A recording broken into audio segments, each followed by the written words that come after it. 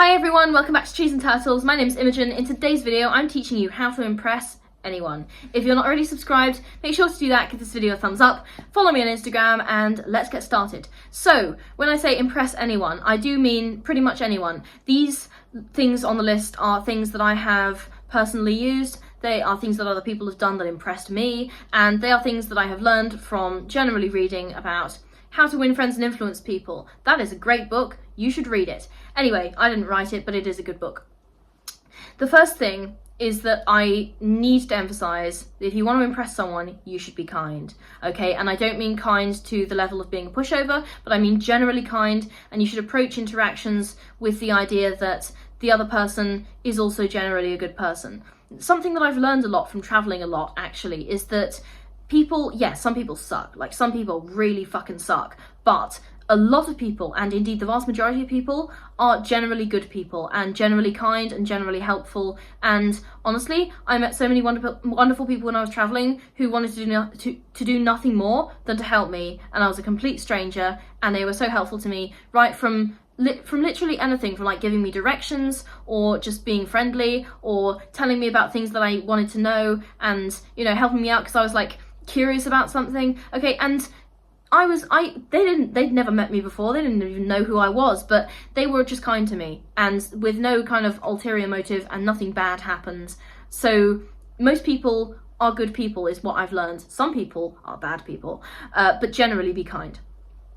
Number 2, be articulate. You can work on this, but generally being articulate means to be able to talk about your thoughts in a way that's easily understood, and talk about your thoughts in an intellectually capable way, and to communicate openly and communicate clearly and communicate well. So yes, you can obviously practice this, and I practice this through running my YouTube channel. Like, I'm talking on camera all the time. So obviously, I think my manner has got better from my earlier videos. You can actually go back and watch the first video I ever made, which I think is terrible. I've debated taking it down several times, but I've ended up leaving it up because I want to show you guys that, firstly, I got better, and secondly, it's okay to be terrible at something when you're starting out. I've mentioned this in loads of videos. Anyway, be articulate as much as possible and practice it, because clear communication is really helpful and it is impressive. Number 3, listen as much as you can, okay? So people love to talk about themselves. People are generally quite self-centered. Even if they are kind and good people, people tend to be quite self-centered and think about, you know, what's in it for me. So people love a listener, you know. I've had a lot of people say, oh, you're a good listener, and I do yap a lot, so I'm trying to be a better listener, but I have been told that several times, and I also appreciate a good listener. Like, some of my friends are amazing listeners, better than I am. So if you can listen to someone and, you know, listen well, and that can take the form of, you know, understanding when someone just wants you to vent, or active listening, asking the person questions. So listening is a really important skill. Listen, listen, listen, listen. Listen as much as you can, and you will impress people. All right, be well put together and take care of yourself. At some level, human beings are incredibly superficial, and as much as I wish this wasn't the case, we treat people who are well put together much better than we treat people who are not well put together, okay? So take care of yourself, you know, have a good haircut, like, and put on some nice clothes, dress up, take care of yourself, and, you know, have good posture, smile, be open, as much as you can. Be well put together and take care of your physical health, take care of your grooming, whatever, okay? So make sure that you are, like, well groomed and you have, like, a positive self-presentation from a physical aspect. Now, again, I'm aware that this is immensely superficial, and I am kind of cringing at saying this, but the reality is that it absolutely makes a difference. And there's a reason why we dress up for job interviews, right? There's a reason why we, you know, we have a haircut the day that we graduate. Like, I went to the hairdresser the morning of my graduation, and very fortunately they did an excellent job, okay? So, I mean, obviously they're professionals and that was their job to do a good job, but we put, like, a lot of effort into our appearance when we know that we need to look impressive. And there's a reason for that, and that's because we judge people based on appearance, and it shouldn't be the case. Unfortunately it is, and that's why I've put it in the video. So if you're well put together and you take good care of yourself, you will be more impressive.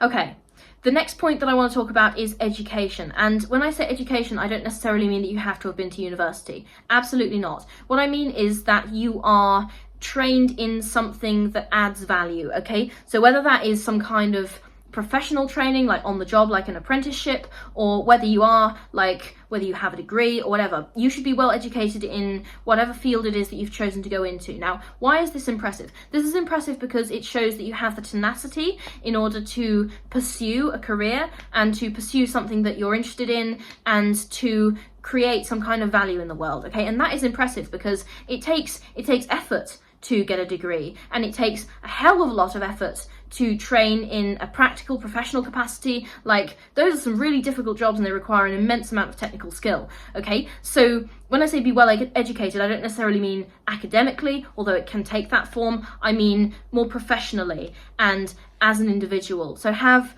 a sense of curiosity, embrace learning, whether that's professionally, academically, practically, or just in your hobbies, okay? Be as well educated as you can in whatever way that you choose to embrace that education. Okay, and that leads me nicely into my point about career. Have some kind of career that you're pursuing. So it is always very impressive to me when someone has a very strong sense of direction in their career. Now, obviously, you don't necessarily have to have it all figured out. Like, I didn't always have it all figured out, but yeah, if you have a very strong sense of purpose and you're proceeding in a direction which is very well thought out and you have an idea about what you want to do, that is immediately very impressive. And I've been told by other people that's impressive. I see that in other people and I find that impressive, okay? So if you have a strong sense of direction in your career, that is generally very impressive. Okay, this next one is a bit arbitrary, but I find that it's a good baseline to work from, and that is to have at least 5 interesting hobbies. Why do I say 5? Okay, so this is, like I said, this is kind of an arbitrary number. There's no number of hobbies that you should have, but I think that having 5 is it's enough that it makes you a well-rounded person, but it's not so many that you get overwhelmed. So let's run through 5 of my hobbies. I do have more, but journaling, ice skating, D&D, cooking, learning languages. Okay, that's 5. And those are all really different, and they make me kind of someone who's got a variety of interests, and they give me a decent chance to be able to talk to pretty much anyone about something that relates to their interests. So, if someone's really into gourmet food, I could ask them for recipes that they recommend for a beginner, because let's be real, I am at cooking. Or if someone's really into sport, I could connect with them on the level that I like to skate, and maybe they could tell me about their sport. Or if someone's a massive nerd like I am, I could be tell me about your D&D characters. So, okay, having at least 5 interesting hobbies gives you a foundation to talk to people.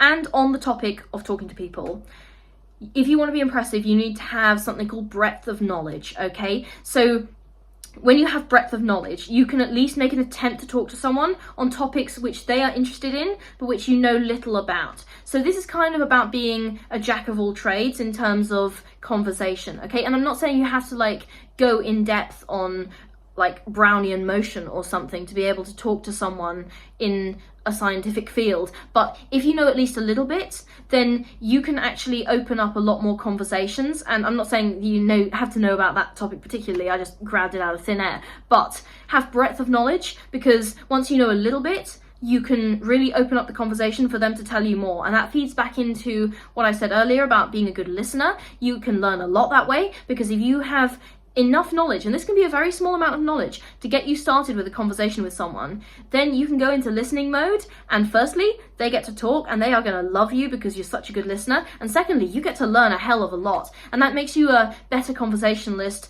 down the line, because the more you learn, the better you're going to be able to talk to people, especially in whatever field that you want to talk to people about, maybe in the same field that you've been talking about to someone before, okay? So have breadth of knowledge, know just enough to get the conversation started, and always be open to learning more. People will absolutely love you for that. And it's a really good way to push the boundaries of your knowledge and embrace your natural curiosity.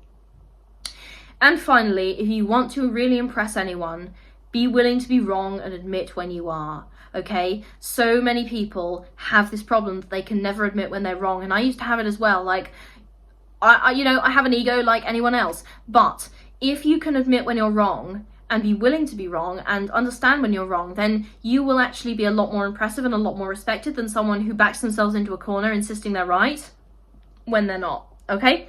So if you're wrong, accept it with grace. If you've hurt someone, apologize and try and make an effort to learn from that. So, you know, it hurts the ego to be wrong, and that's why people hate to be wrong, and they hate to admit that they're wrong. But someone who can admit that they're wrong and be willing to change their viewpoint based on new evidence is someone who's actually very impressive, and, you know, someone who is very humble, and people regard that quite highly because that is difficult to do. And if you're doing something difficult, it automatically is impressive and it garners respect from your peers.